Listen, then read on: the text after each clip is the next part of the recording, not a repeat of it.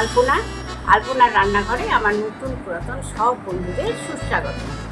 আর আমি কী সেই রেসিপি নিয়ে এসেছি বা কেমন ভিডিও করছি আমি কিছুই বলবো না বন্ধুদের, সরাসরি ভিডিওটি দেখলেই বোঝা যাবে। হ্যাঁ, আর একটা কথা বন্ধুরা, আমার ফেসবুক পেজ আছে আলপনার রান্নাঘর বলে, অবশ্যই ফলো করে দেবে বন্ধুরা। সব বন্ধুদের কাছে আমার অনুরোধ, আমার ফেসবুক পেজটি ফলো করে দেবে।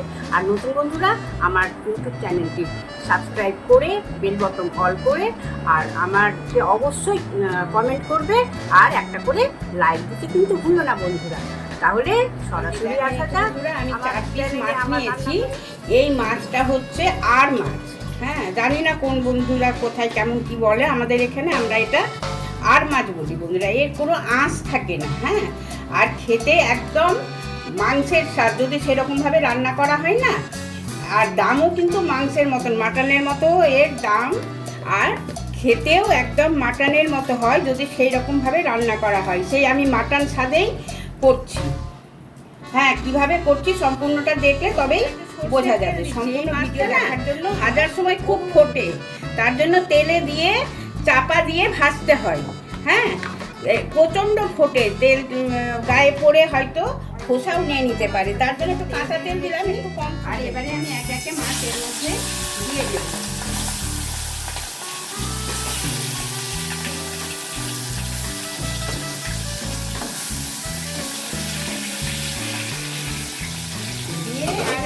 আমি পরিমাণ একটা দই নিয়েছি। দই বলতে আমি এই আমুল দই 1 প্যাকেটের থেকে আমি এই হাফের থেকে একটু বেশি নিয়েছি। প্রথমে আমি দইটা খুব ভালো করে, এটা মিক্সিতে পেস্ট করব না, এইভাবে একটুখানি স্মুথ করে নিলেই হবে। এইভাবে নাড়িয়ে আমি দইটা ভালো করে এই চামচের আমি 2 চামচ আদা পেস্ট নিলাম।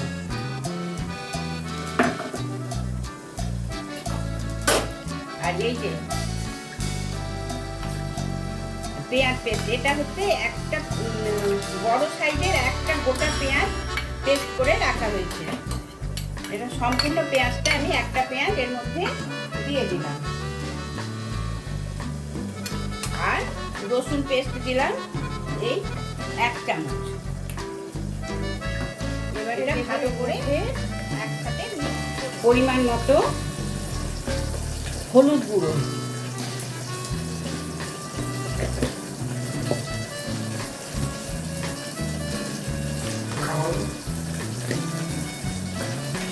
আর দেব জিরে গুঁড়ো,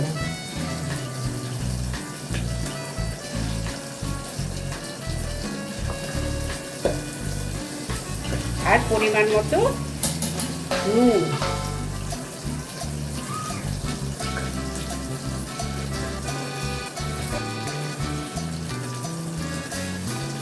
আর ঝাল লঙ্কা গুঁড়ো।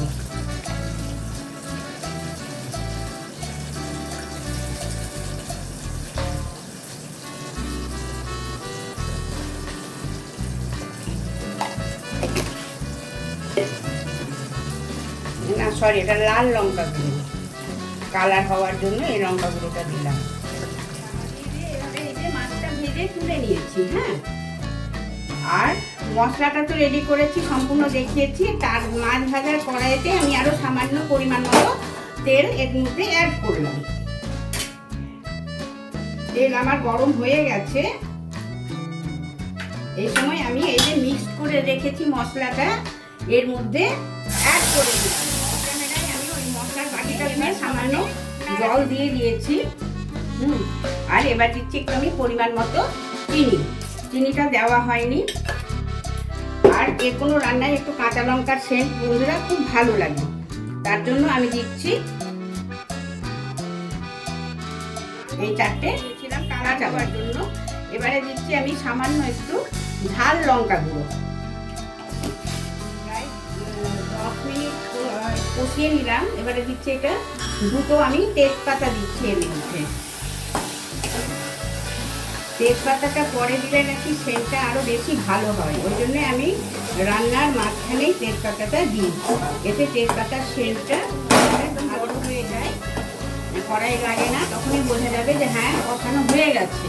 এই সময় আমি গরম জল দিয়ে দিচ্ছি।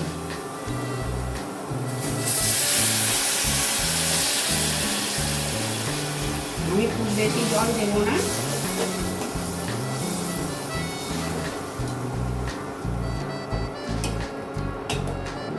মাছটা আবার ফুটবে, ব্যাস। ফোটানো জল তো, গরম হতে বেশিক্ষণ টাইম লাগবে না। এটা ফুটে গেলেই আমি এর মধ্যে, ফুটেই এসছে, এবারে আমি মাছগুলো একে একে এর মধ্যে দিয়ে দেব।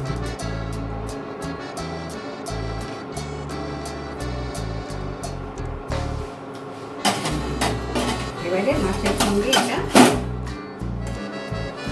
ফুটলে পরে তারপরে মাছের সুন্দর মশলাটা ঢুকবে।